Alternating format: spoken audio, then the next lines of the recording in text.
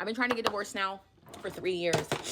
Today is the start of year 3 and I'm still not divorced. I was talking in my last video kind of about how things came about. Everyone's always like, what did you see in him? Like when you guys hear the stories about him, he's an absolutely horrible person. I didn't know that at the time though. Like he was just he was I think they refer to it now as love bombing. Like I would say I liked juicy fruit gum. And then I would come into work the next day and there would be like 130 packs of juicy fruit gum on my desk. And it would just be like, wow.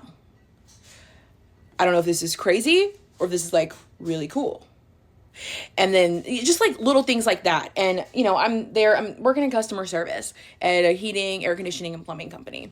I wasn't moving mountains. And no disrespect to anybody that does that, but I wasn't moving mountains, okay? But this man would be like, oh my gosh, you're the best person to ever answer the phone. Like, you're so great, blah, blah, blah. He was the boss, though. And he actually had a reputation there. I found out later he had a reputation there at the company for like specifically targeting and hiring young girls, in their opinion, my opinion also, and then like sleeping with them, having affairs, blah, blah, blah. But like he started texting me on my personal cell phone. You weren't supposed to have your cell phone while you were there, like working, like you weren't supposed to be on it. You were supposed to be working, like making your outbound calls, taking inbound calls, all this stuff. And then me and Anthony worked there also. But we didn't tell anyone that Anthony and I were like together because we thought they weren't going to hire us. We were young, 19 and 21, 22, 19 and 22. You know, we're living a paycheck to paycheck. We're trying to get married. I started there in August. Anthony and I got married in November. But, you know, Anthony was an excellent plumber. He got hired there. I actually got hired first. And then Huxley's dad hired Anthony, but Anthony started working there first, like before I did, because I wanted to wait. I think I got hired in July. I wanted to wait until August to start working because my sister was having a baby, my nephew, who's 15. She was having him, and I wanted to like be there for the birth or whatever. So it's just like, it's crazy how everything happened. But Anthony was like texting me or something. And I'm sitting at my desk smiling. And next thing I know, this man starts texting me on my personal cell phone, who's making you smile? And I was like, looking around because this is my boss. Like, am I in trouble? Like, I would have rather just get in trouble, like, for being on my phone. And so it was like this, you're in trouble, but you won't be in trouble if you engage with me type thing. Like, because I wasn't supposed to be doing it. I admit, I was wrong. I shouldn't have been on my phone texting. Okay, but I was working. We had little Britney Spears headsets. I was doing my job, and I was excellent at my job. Legitimately, aside from him, I was very good at my job. I know how to answer a freaking phone. Okay? Same way I'm talking to you guys, I would talk to people on the phone. I would schedule their appointments. If the guys went out and they were trying to like sell stuff and the people didn't buy it, I would call and follow up and I would sell it to them. I was good. Legitimately good. But I was doing my job. And so it was like this, you're going to be in trouble for what you are doing, but you won't be if you have this conversation with me. And it was just like awkward. And so it was just like, you know, little things like that. And it just spiraled out of there. And I'm this 19-year-old girl. I've got this almost 40-year-old man who's like in charge, in this position of power, who's like taking interest in me, something I'd never experienced before. And just being dumb and stupid. And I'll never forget, my mom told me, she told me when we came home, because Anthony was actually living at my parents' house at that time because he had just moved up to Maryland. He was here in Virginia. He moved up to Maryland. And we weren't allowed to be in the same room or nothing like that.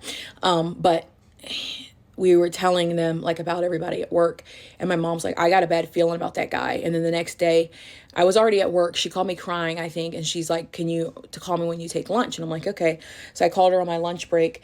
And she told me like that she had this horrible dream about him, the boss, hurting me, like physically, and like some other bad like SA type stuff. And I was just like, Mom's crazy. Like, she just don't want me to work. Because we grew up in this thing. Like, my mom always like just took care of the house. She took care of the kids. She had 8 kids. She homeschooled us all. So we kind of grew up in this, like, that's kind of what women do. Like, they don't go to work. My mom was like kind of like they were along that line. So I felt like they really didn't want me to be there in that environment anyway. And so I felt like, oh, you guys, you're just trying to scare me. I literally was like, I told Anthony, I'm like, she's just trying to scare me so I don't want to work. I'm like, I'm working. Like, I loved going to work because I was around, you know, maybe 30 or 40 people work there, around like adults. I just thought it was so cool. Like, I was talking to people for the first time. And I had so much fun. But I had this person that was sitting and watching, like, here's this young girl who's like, I don't know that I would use the word gullible, because at the time, I don't think you feel like you're stupid. Like, I didn't feel like I was stupid. Like, I don't feel like he was just like 2 + 2 is 5. And I'm like, okay, very conniving, very convincing, and very manipulative people.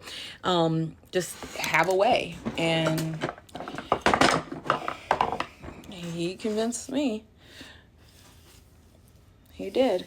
And I think a lot of it had to do with the position of power that he was in. And then, like, once it started, you know, what do I do? Do I get fired if I don't talk to you? You know, and when I would try to say things like that, that's what would come up. I remember one time he said he was going to tell the owner that I was pursuing him. And I was like, what? Are you serious? Like, so that I would lose my job. Like, so not only would I lose my job, but then Anthony would probably lose his job also. Plus, you know, he was going to be mad. And this is something that's, like, not even true. And I think it's funny to this day when he tries to say that, like, what I'm saying is a lie. Because it's like, sir,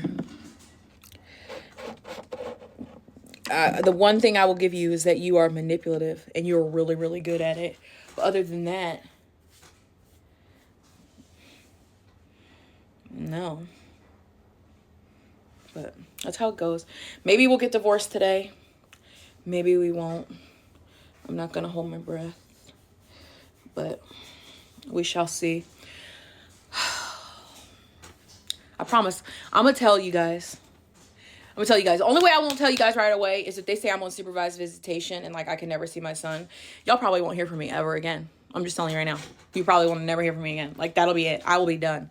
I will be off of TikTok. I will be off of social media. That's it. That will be the end of me. Because your girl been holding it together strong, okay, for 2 years. But I will be done. I'm not saying I'm going to hurt myself. I'm just saying I will be done. I won't want to be here just, like, talking to people. So